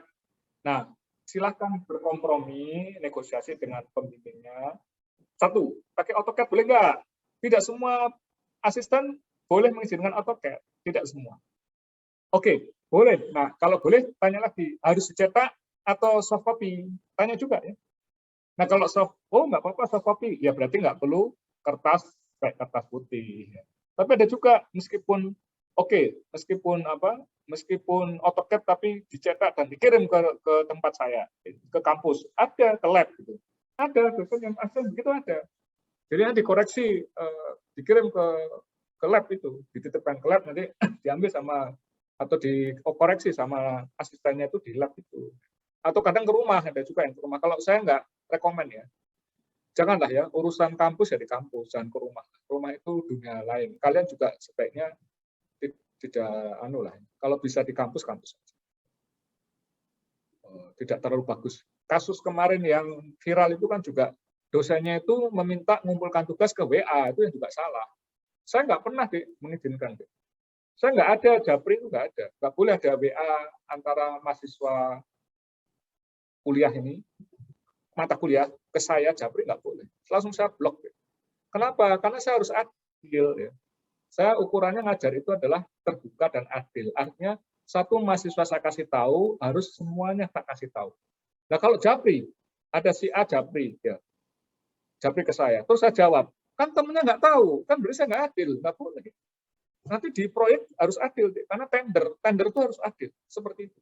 Kalau Anda ditanya sebagai panitia tender, ditanya oleh salah satu kontraktor atau konsultan, itu nanti jawabannya harus dikirimkan dan pertanyaannya kepada seluruh peserta tender. Itu untuk terbuka dan adil. Nah, saya nggak ada tuh, ya, Japri. Ketua kelas juga nggak boleh di kelas saya, nggak boleh ada ketua, nggak boleh ada mewakili, nggak boleh. Setiap mahasiswa mewakili dirinya sendiri. Karena filosofi belajar gitu deh, ya. Belajar itu langsung ketemu gurunya. Jadi jangan pernah melewati namanya ketua kelas. Ketua kelas itu pasti error. Sudah langsung sendiri aja, Anda punya hak sendiri. Ya. Nah, tetapi kalau sudah bimbingan, misalkan bimbingan lomba, bimbingan KP, bimbingan TA, bimbingan wali, anak wali saya, gitu. Itu ya Japri boleh. Karena tidak ada hubungannya dengan orang lain kan. Kalau anak wali kan nggak ada hubungannya dengan orang lain. Ya anak wali saya boleh Japri, tapi kalau satu kelas ini kan ada hubungannya. Kamu ada kamu dan ada teman satu kelas, jadi nggak boleh kalau salah pilih kasih gitu Lisa. Nggak boleh kan? Guru itu kan nggak boleh pilih kasih, harus adil. Yang cantik dilayani, yang bening-bening tok nih layaninya nih, yang laki nggak pernah dilayani. Nggak boleh itu pilih kasih. Ya. Harus tidak melihat apapun, tidak boleh pandang bulu katanya. Padahal manusia nggak punya bulu, pandang bulu apanya. Jadi artinya pokoknya dosen itu harus terbuka dan adil. Jadi kalau kalian menemui dosen kalian yang tidak adil dan tidak terbuka, ya mungkin nasib. Namun dikatakan, kok asisten saya susah sekali. Nah ya sudah, mau protes gimana ya? Protes sama siapa? Saya juga bingung. Mungkin baginya, pertanyaan baginya gimana? Saya juga nggak ngerti, apa di kopio atau di apa, saya nggak ngerti. Departemen itu yang bagi. Kok bisa? Nah itu, ini setiap kertas ya, Anda punya kertas kan apa? Kalau pakai AutoCAD ya pakai kertas di AutoCAD itu. Kalau pakai langsung digambar, pakai pensilnya 3 jenis itu.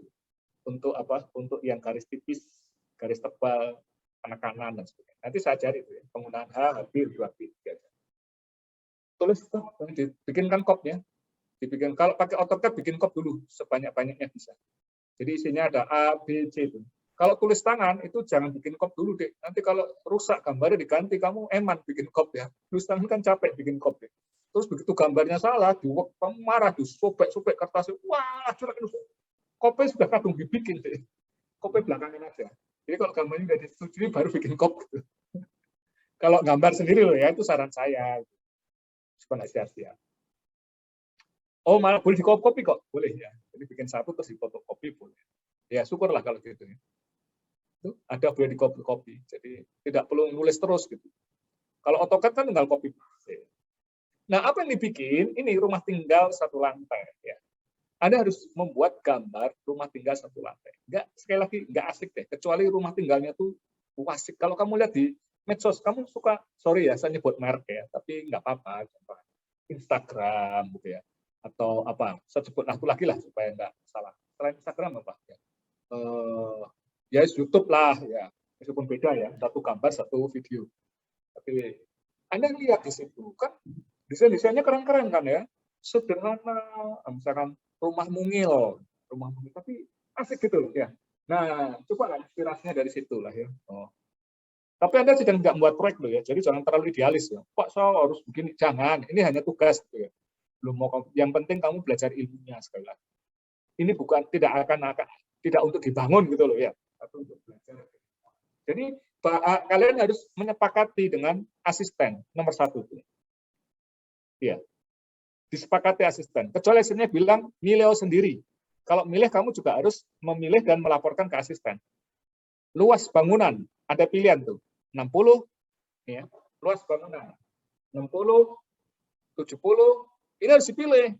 Mau 60 atau 70 atau 80, 90, 100, 120. Itu silakan sepakat dengan asistennya. Kalau asistennya sekali lagi menyatakan terserah kamu, ya kamu harus mengingkari. Lalu dilaporkan asisten supaya nanti nggak berubah-ubah. Tiba-tiba berubah, kamu bahaya, nanti kamu harus ganti lagi kan, capek ya. Jadi 170 ya udah lingkaran. Luas tanah. Nah, ini sempadan bangunan. Nanti ngajarinya minggu depan aja ya, sempadan bangunan itu apa gitu. Karena banyak ini building coverage, KDB ini banyak ini nanti pembelajarannya. Jadi nanti aja perkuliahan berikutnya. Tapi sempadan bangunan ditetapkan ya 3, 4, 5 ya. Sempadan bangunan itu ya sedikit lah gambarannya ya. Ini coupling ya. Ini jalan. Ini couplingnya. Ya. Jadi sempadan bangunan itu jarak minimal maksimal boleh dibangun bangunan. Jadi bangunannya di sini. Ini bangunan. Ya. Boleh di sini. Ini nggak boleh. Ini sempadan. Biasanya lebarnya itu setengah dari lebar jalan. Ini nggak boleh. Sempadan itu nggak boleh dibangun. Nah, Anda tetapkan 3, 4, atau 5 meter. Building coverage. Kalau building coverage itu adalah luasan antara bangunan terhadap lahan. Ini lahannya. Gitu ya. Bangunannya di sini misalkan. Ya, bangunannya di sini. Nah, ini building coverage, ya, antara luas bangunan dengan luas tanah. Itu berapa? Nah, kalau 50% berarti luas tanahnya hanya 50% yang boleh dibangun bangunan. Ini aturan-aturan gini menjadi rumit nanti untuk membuat desainnya, ya, tidak mudah. Oke ya, ruang-ruangannya sudah sama semua, harus ada ruang tamu, ruang makan, ruang tidur, kamar WC, satu dapur, lain-lain yang diperlukan terserah. Lalu harus dikerjakan apa? Satu situasi bangunan, ya. Skalanya 1.200 atau 1.500. Denah skalanya saya ajarkan juga semua denah itu apa. Tampak depan, tampak samping, potongan, rencana pondasi, rencana saluran air, rencana plafon, detail-detail, dan seterusnya. Nah, nanti lagi yang harus ditetapkan dengan asisten, yaitu apa? Bentuk setnya. Satu bentuk atap dulu, pelana atau perisai. Pelana itu begini, ya, pelana itu begini. Nah, kelihatan ya pelana ya. Jadi, nah ini pelana ya. Kalau perisai itu gini, atau limasan. Tahu bedanya ya? Nah, itu limasan. Ini pelana, kayak pelana kuda itu loh, disampaikan tok itu. Terus, kalau apa? Limasan itu gini. Oke ya, kelihatan. Harus ditetapkan sama asisten. Beda deh. Limasan lebih sulit ya. Ya. Kuda-kudanya, setelah kuda-kuda rumit. Pelana relatif lebih mudah. Ya nawar aja yang mudah. Kalau asistennya mau ditawar. Pelana aja, Pak. Bahan penutup atapnya, sirap, genteng, asbes, ditetapkan dulu yang mana. Genteng beda dengan asbes. Sirap paling sulit ya, sirap. Sirap itu lembaran-lembaran kayu. Lalu perakitan tembok. Perakitan tembok pakai pilaster atau kolom beton. Pilaster itu sulit. Jadi kemarin nih, tahun lalu tuh ada mahasiswa itu curhat sama saya gitu. Pak, saya dapat yang semua yang sulit-sulit, Pak. Saya bilang, ya sudahlah. Kalau kamu bisa kan kamu ilmunya lebih tinggi daripada temanmu. Kalau kita dapat yang sulit, terus kita bisa kerjakan, kan kita lebih hebat dari teman kita kan. Ya tapi kalau nggak berhasil gimana, Pak? Ya harus berhasil kan gitu. Ayo, nggak apa-apa, pelan-pelan aja. Jadi dapat pilaster. Waduh, sulit pilaster itu, Dek. Karena dia harus sambungan batu batanya sebagai kolom. Ya. Jadi nggak bisa batu bata biasa. Kan harus nyari referensi untuk pilaster. Ya, atapnya pakai sirap. Waduh. Terus tapi pelak limasan atau perisai. Terus denahnya nih, bentuk denahnya. Nih, A, B, C harus ditetapkan sama asisten. Kamu yang A, B, C, D, E, F. Yang mana? Dikasih H dia. Waduh, H kan sulit ya. Paling enak A gitu ya. Kalau A kan nanti kan memenuhi apa aturan-aturan tadi, building coverage-nya sama garis padan itu tidak sulit. Ya itu tergantung dengan asisten. Saya hanya memberitahu ya. Nah kalau partner gimana? Kalau saya bebas, tapi harus ketemu menetapkan bersama gitu ya. Tapi saya nggak mau mengatur yang mana ya. Pak, kalau saya kasih batas 2 minggu ya. Kalau sepanjang 2 minggu ada perubahan boleh. Kan biasa, coba-coba kok sulit, Pak. Ya, kalau saya prinsipnya gini, Anda tahu ilmunya, Dik. Karena kita tidak sedang belajar, kita tidak sedang membuat proyek untuk dibangun. Kita sedang belajar. Sehingga yang penting ilmunya itu yang diserap. Jangan sampai tugas terlalu sulit sehingga malah copy paste. Banyak mahasiswa karena tugasnya sulit, akhirnya copy paste. Karena copy paste kan nggak belajar, Dik. Akhirnya kamu nggak dapat ilmu. Itu yang eman, Dik. Lebih baik sederhana, sesederhana mungkin, tetapi ilmunya kena gitu loh. Itu yang paling penting. Sebab nanti di proyek kita akan kembangkan yang rumit-rumit itu pakai ilmu. Kalau kita sudah punya ilmu, ya, maka nanti ilmu itu dipakai yang proyek serumit apapun bisa. Tapi kalau kita sekarang sibuk dengan mengerjakan yang rumit tapi ilmunya nggak dapat, begitu kerja dapat proyek sederhana pun bingung kita. Kenapa bingung? Bro, dapat tugas kan? Iya. Loh kok nggak ngerti? Copy paste, baca emas. Waduh. Ya itu kira-kira sebagai wawasan aja ya. Itu selesai habis nih, ya, lembarnya habis. Tugasnya gitu. Ada pertanyaan silakan sedikit ya. Masih udah 4 menit. Ya 1 menit lah pertanyaan. Di lewat 5 menit enggak apa-apa. 1 menit. Silakan kalau ada pertanyaan. Sudah saya jelaskan semua ya, integrasi sistem, materinya dan juga tugas ya. Nanti silakan berkomunikasi dengan para asisten masing-masing. Ya berakrab-akrab lah, asisten namanya ya. Kamu tahu, Bapak Ibu kamu punya asisten rumah tangga enggak? Punya ya? Punya. Oh nggak punya, Kois nggak punya, kamu kerja sendiri di rumah ngepel. Ya kan, kalau ada asisten rumah tangga itu artinya apa? Asisten itu kan pembantu. Jadi dosen asisten itu dosen pembantu. Jadi artinya apa? Kamu mintai tolong, jangan kamu biarin dosen asisten itu malah kamu lapor, kamu takut. Asisten kok di tempat untuk takut? Masa kamu takut sama pembantu rumah tanggamu, pertanyaan saya. Kalau pembantu rumah tanggamu nggak ngepel, kamu takut untuk nyuruh ngepel. Ya enggak. Ya suruh ngepel sama asisten begitu. Pak, saya nggak ngerti nih. Tolong Pak, gitulah. ngomong. Namanya asisten dosen, yaitu dosen pembantu, membantu mahasiswa mengerjakan tugas supaya mengerti, gitu loh. Jadi jangan sungkan sama asisten maksud saya. Anggaplah kakak kamu, meskipun kalau sepuh terlalu tua Pak, ya sudah anggaplah bapak kamu, gitu loh. Jadi bukan dosen, mereka itu bukan dosen, mereka asisten, gitu. Jadi membantu, meskipun dosen, tetapi statusnya sebagai asisten. Sekali lagi jangan takut, jangan sungkan, jangan malu, segera temui ya. Komunikasi yang baik. Kalau melakukan kesalahan, ya segera diselesaikan, minta maaf dan normal lagi gitu ya. Jangan dipendam terus masalah itu, jangan dibawa-bawa terus gitu loh. Masalah itu yang diselesaikan. Apa sih masalah hidup itu? Gak ada yang rumit ya. Oh masih hidup aja, kalau udah mati kan baru ya. Masih hidup nggak ada yang rumit ya. Jadi enteng-enteng aja. Banyak mahasiswa yang punya hambatan dengan asisten masalahnya. Nah silakan dilancarkan aja. Kalau kalian polos saja kan pasti ya menyenangkan hubungan nanti. Pembelajarannya menyenangkan. Silakan kalau ada sedikit pertanyaan, tidak ada. Kalau tidak ada, moga-moga cukup jelas ya. Setelah ini akan saya share, sehingga kalian bisa download juga, bisa dilihat lagi ya.